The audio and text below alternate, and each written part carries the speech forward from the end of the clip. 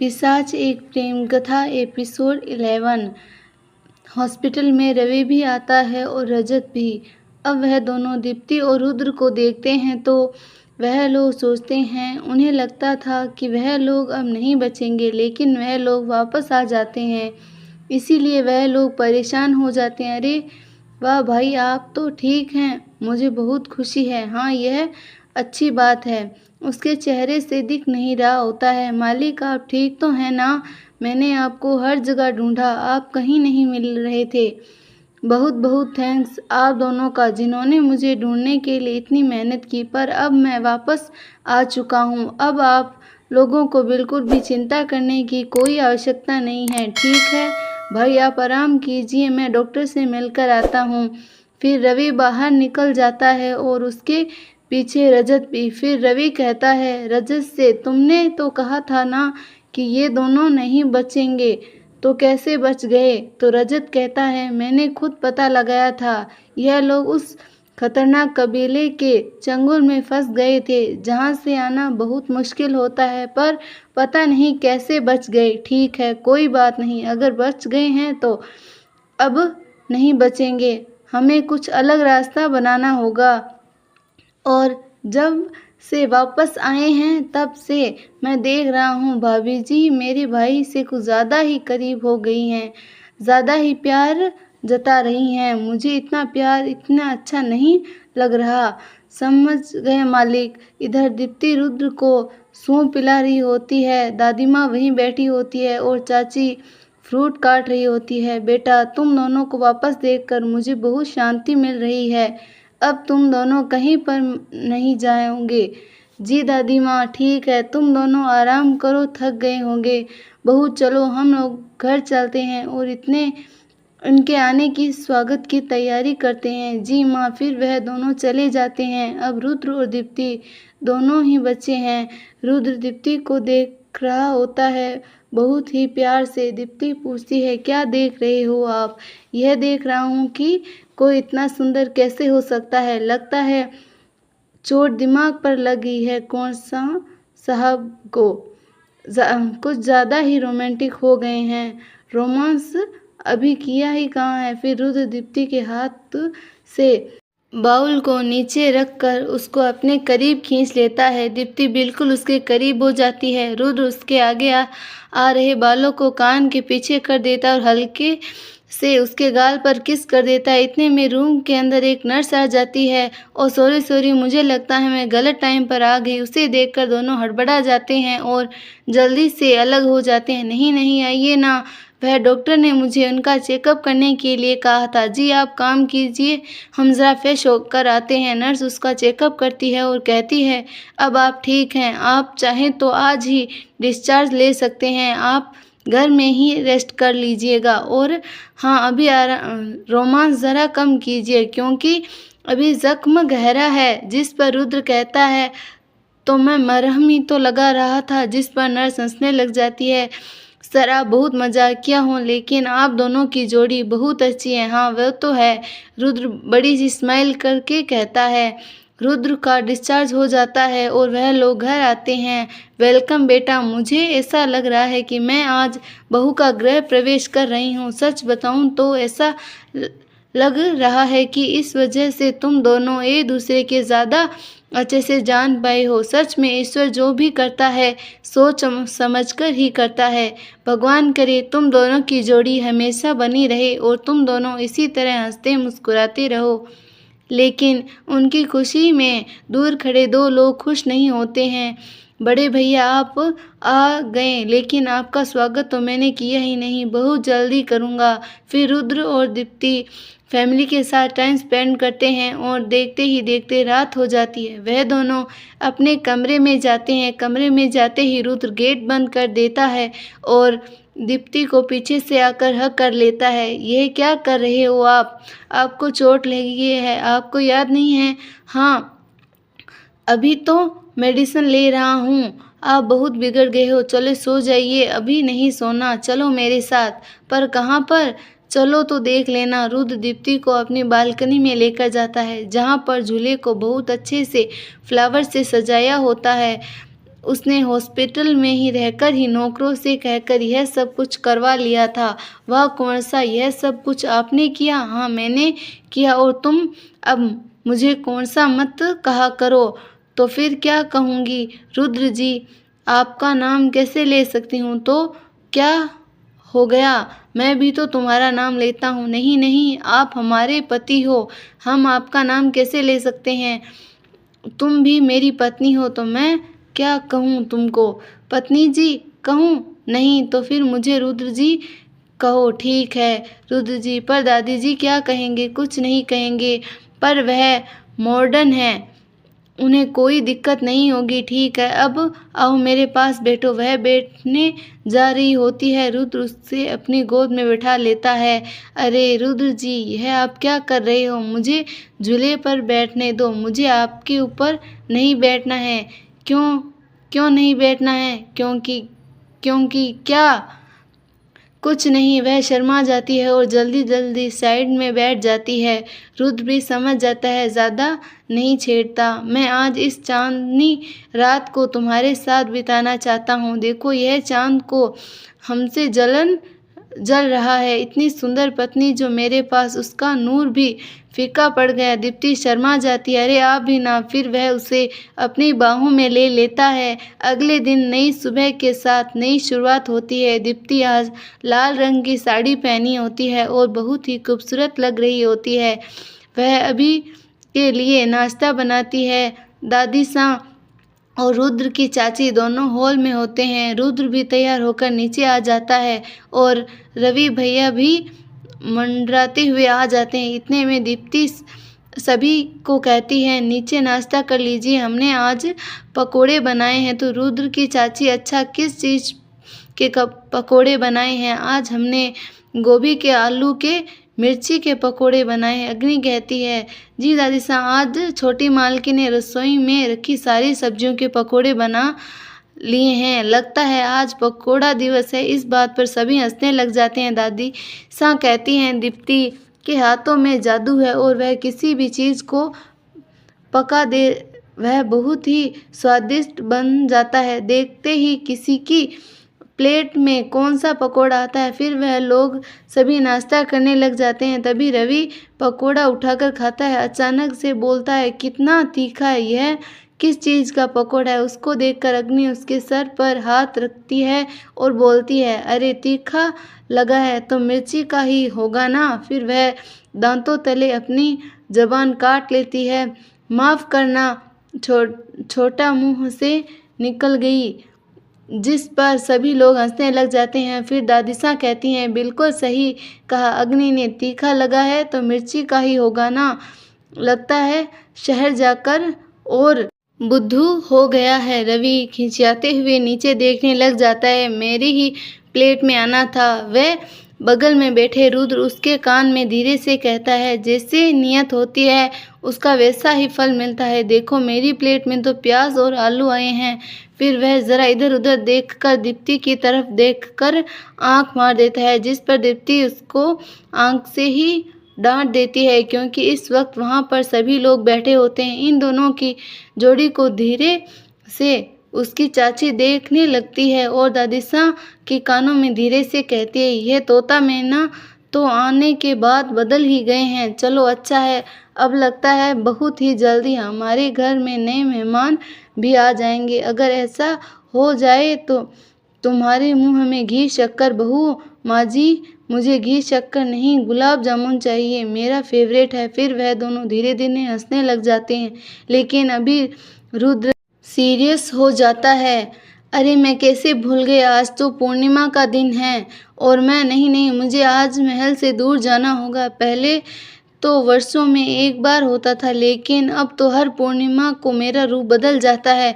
पता नहीं ऐसा क्यों होता है, शायद मेरी शक्तियाँ बढ़ गई हैं, इसीलिए मैं परिवर्तित हो जाता हूँ। पर इसके बारे में दीप्ति को भी नहीं पता नहीं, और मैं उसे बताना भी नहीं चाहता। पता नहीं क्यों मैं जो सोचकर दीप्ति को लेकर आया था वह अब मैं नहीं करना चाहता। क्या करूं मैं, उसे कैसे बताऊं कि दीप्ति कभी मुझे उस रूप में स्वीकार करे भी? यह वह सब कुछ सोच रहा होता है। इतने में रवि उसके कान में धीरे से सहकाता है, और बड़े भैया आप क्या सोच रहे हो? यही ना कि आज पूर्णिमा है। वैसे भाभी को तो सब कुछ पता ही होगा ना हमारे श्राप के बारे में। जिस पर रुद्र कुछ नहीं कहता। ठीक है भैया, छुपा लो, मगर आपसे नहीं कहा जा सकता तो मैं बता देता हूँ। रुद्र गुस्से में आ जाता है, लेकिन कुछ नहीं कह पाता। रवि उससे ऐसी हालत देखकर मन ही मन में बहुत ज़्यादा खुश हो जाता है। फिर वह सब कहता है, मुझे आप सब लोगों से एक बात कहनी थी। क्या कहना है बेटा, बताओ ना। आज रात को मुझे जाना है, मेरे दोस्तों के आसपास में ही रहते हैं। आज रात को हमने पार्टी करने के बारे में सोचा है, तो शायद मैं आज रात को घर नहीं आऊँगा। ठीक है बेटा, लेकिन अपना ध्यान रखना और रात में पार्टी मत करते रहना, सो जाना। जी मामा, रुद्र और रवि के कानों में कहता है। जैसे आज रात तुम क्यों नहीं रुक रहे हो? तुम तो इस परिवार के नहीं हो, तो फिर तुम आज के दिन गायब क्यों हो रहे हो? मेरी मर्जी, मैं कभी भी जाऊं, तुम्हें क्या करना है? फिर वहाँ से चला जाता है, जिस पर रुद्र को शक होने लग जाता है। यह मेरी सच्चाई जानता है और ज़रूर आज की रात मेरा बदला हुआ रूप देखकर ज़रूर ये कुछ करने वाला है। कुछ आतिश करेगा, मुझे उसके ऊपर नज़र रखनी होगी। वैसे भी यह मेरा रूप जानता है तो हमेशा प्लान बनाए रखता है, लेकिन मैं इससे कामयाब नहीं होने दूंगा। इस बार इस घर को पूरी हथियाना है, जिसके लिए वह सब करता रहता है। पर मुझे समझ नहीं आता, इसने आज तक यह बात सबसे सामने क्यों नहीं बोली कि वो एक भेड़िया है। ज़रूर कुछ और बात है। रुद्र दिन भर सोच रहा है कि वह दीप्ति को क्या बहाना बनाए। फिर उसके दिमाग में बिजली की रफ्तार से एक आइडिया आता है। रात का वक्त सब खाना खाकर अपने कमरे में चले जाते हैं। दीप्ति भी अपने कमरे में आ गई होती है। तभी रुद्र को ग्लास दूध लेकर आती है। अरे रुद्र जी, आपको परेशान होने की कोई ज़रूरत नहीं है, मैं ले आती ना। मैंने सोचा आज मैं ले आता हूँ अपना प्यार डालकर। अच्छा हाँ, ये पी लो, आप भी पी लो। हाँ, फिर दीप्ति दूध पी लेती है और रुद्र, चलो दीप्ति अब हम सो जाते हैं, मुझे बहुत नींद आ रही है। ठीक, चलिए सो जाते हैं। फिर दोनों लेट जाते हैं और कुछ ही देर में दीप्ति गहरी नींद में आ जाती है। सॉरी दीप्ति, आज मुझे ऐसा करना पड़ रहा है, तुम्हें मैं अभी कुछ नहीं बता सकता। फिर वह अपने छुपे हुए दरवाजे से चला जाता है अपनी जादुई दुनिया में, लेकिन वहाँ पर अब कोई भी जीव नहीं रहता था, सिर्फ खंडर था, क्योंकि रुद्र ने उन सभी को अपने मंत्रों में सुला लिया था। वह अपने साम्राज्य था, वहाँ पर रुद्र उत्तराधिकारी, पर रुद्र ने सभी स्वीकार नहीं किया था। देखते 12 बज जाते हैं और रुद्र एक भयानक भेड़िए में बदल जाता है। इधर दीप्ति जो आराम से सो रही होती है, उसे अचानक से एक सपना आता है और उसे रुद्र को मार रहे होते हैं और दीप्ति उसे बचा रही होती है। यह देखकर वह तुरंत उठ जाती है। रुद्र जी, अरे कहाँ गए? शायद वॉशरूम में होंगे। अरे यहाँ भी नहीं है, शायद नीचे होंगे। हम इंतज़ार कर लेते हैं, आ जाइएगा कुछ देर तक। जब रुद्र नहीं आता तो दीप्ति परेशान होने लगती है, उठकर इधर उधर घूमने लग जाती है। क्या करूं? मोबाइल भी यहीं है, कॉल नहीं कर सकती। अब तक बुक पढ़ लेती हूँ। वह एक बुक निकालती है और दरवाज़ा खुल जाता है। यह देखकर तो दीप्ति हैरान ही रह जाती है। वहाँ पर गेट जैसे खुला, मैंने तो पहली बार देखा।